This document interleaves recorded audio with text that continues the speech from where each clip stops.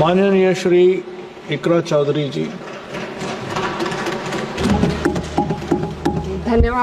धन्यवाद सभापति महोदय, आपने मुझे इस विशेष चर्चा पर बोलने का मौका दिया। भारत के संविधान के 75वें वर्ष की चर्चा के मौके पर मैं सबसे पहले संविधान बनाने वालों की दूरदृष्टि को सलाम करती हूँ।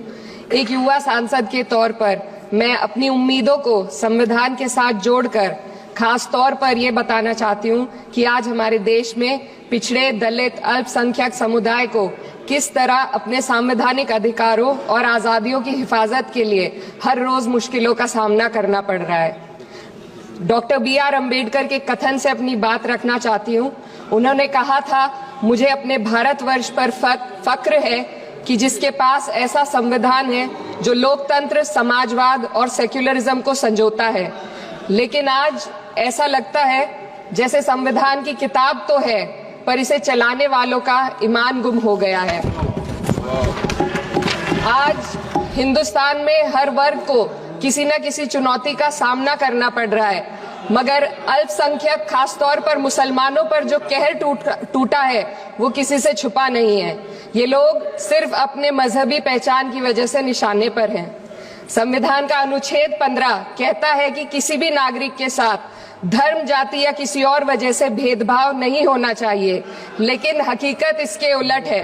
हालात इस कदर बिगड़ चुके हैं कि hate speech, mob lynching, bulldozer द्वारा घरों को गिराने की घटनाएं आम हो गई हैं। खासतौर पर उत्तर प्रदेश में, जहां ऐसा लगता है जैसे कानून के नाम पर जंगल राज चल रहा हो। संभल में जो हुआ वो सबके सामने है। पुलिस के संरक्षण में निर्दोष लोगों की हत्या की गई और सरकार ने चुप्पी साध ली। अल्पसंख्यकों पर हिंसा बढ़ती जा रही है, मगर सत्ता में बैठे लोग या तो आंखें मूंदे हुए हैं या फिर इन घटनाओं को बढ़ावा दे रहे हैं। हद तो तब हो जाती है जब न्यायपालिका की बात भी अनसुनी कर दी जाती है। सुप्रीम कोर्ट ने मॉब लिंचिंग पर 11 सूत्रीय निर्देश जारी किए थे। इसमें साफ कहा गया था कि राज्य सरकारें और पुलिस इस तरह की घटनाओं को रोकने और दोषियों पर सख्त कार्रवाई करने के लिए जिम्मेदार है, लेकिन आज भी इन निर्देशों पर अमल नहीं हो रहा है।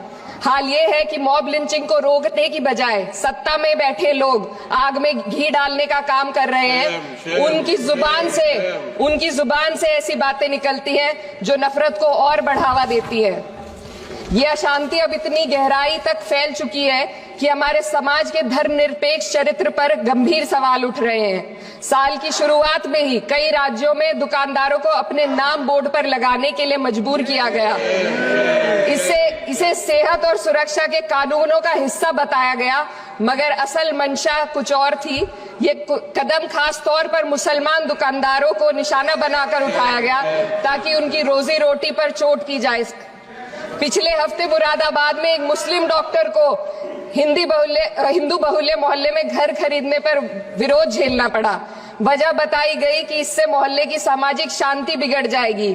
अब आप ही बताइए, क्या ये वजह सही है, जायज है?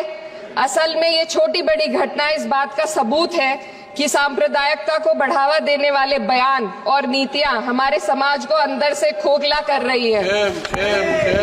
उत्तर प्रदेश में यति नरसिंहानंद ने बेहद घटिया बयान दिया, लेकिन सरकार इन बयानों पर कोई कार्रवाई नहीं कर रही। हेट स्पीच न केवल जनमानस के विचारों को प्रदूषित करती है, बल्कि इससे अब संवैधानिक पदों पर बैठे लोगों को भी प्रभावित कर दिया है। अभी हाल ही में माननीय उच्च न्यायालय इलाहाबाद के माननीय न्यायाधीश ने ऐसे बयान दिए जिसका संज्ञान खुद सुप्रीम कोर्ट को लेना पड़ा। संविधान के अनुच्छेद 29 और 30 ने अल्पसंख्यकों को उनके मजहबी और सांस्कृतिक हक दिए हैं ताकि वो अपनी पहचान को बचा सके और अपने संस्थान चला सके, लेकिन आज उन्हीं हकों पर हर तरफ से चोट की जा रही है। वक्फ जैसे बिल लाकर उनके धार्मिक अधिकारों को छीनने की कोशिश की जा रही है।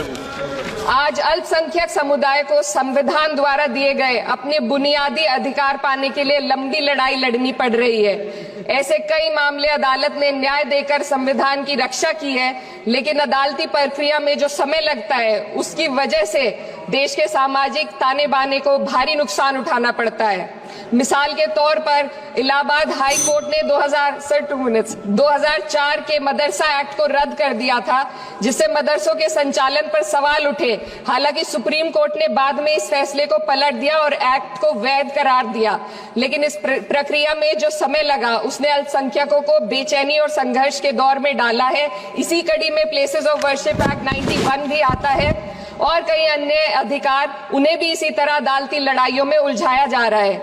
ये स्थिति न केवल अल्पसंख्यकों के अधिकारों की राह में रुकावट है, बल्कि justice delayed is justice denied जैसी कहावत को सिद्ध करती है। मैं इस सदन से दुनिया भर के अल्पसंख्यकों की आवाज उठाना चाहती हूँ, खास तौर पर हमारे पड़ोसी देश बांग्लादेश में अल्पसंख्यकों के साथ जो हो रहा है वे दिल को गहरे तक चोट पहुंचाने वाला है। उनकी जान माल की हत्या की जा रही है। बांग्लादेश हो या हिंदुस्तान हो या कोई और देश, अल्पसंख्यकों की सुरक्षा, इज्जत और अधिकारों की हिफाजत हर सरकार की सबसे पहली जिम्मेदारी होनी चाहिए। मैं इस सदन से अपने देश के अल्पसंख्यकों के साथ बांग्लादेश के पीड़ित अल्पसंख्यकों की आवाज को एक साथ उठाना चाहती हूँ। ये वक्त की पुकार है कि हम सब मिलकर ये सुनिश्चित करें कि किसी भी इंसान को उसकी पहचान या मजहब के कारण डरकर जीने पर मजबूर ना होना पड़े। जहाँ हक छीने जाते हैं वहाँ अमन खो जाता है। ये बात हर सरकार को समझनी चाहिए। अगर हम सच में अपने संविधान का सम्मान करना चाहते हैं तो हमें नफरत और भेदभाव को खत्म करना होगा। हमें ये दिखाना होगा कि ये मुल्क हर वर्ग, हर जाति, हर धर्म और हर समुदाय का है, और जब तक ऐसा नहीं होगा तब तक संविधान की आत्मा सिसकती रहेगी। सर, अपनी बात को खत्म करते हुए मैं एक शेर अर्ज करना चाहती हूँ। ये दाग दाग उजाला, ये शब गजीदा शहर, वो इंतजार था जिसका, ये वो शहर तो नहीं। लेकिन अगर इस सदन में बैठे हम सभी सदस्य ये ठान ले कि हमें संविधान के मूल्यों को लागू करना है और उसे लागू करने का प्रयास करें, तो वह सुबह जरूर आएगी जिसके लिए लाखों भारतवासियों ने अपने जानों की कुर्बानी दी।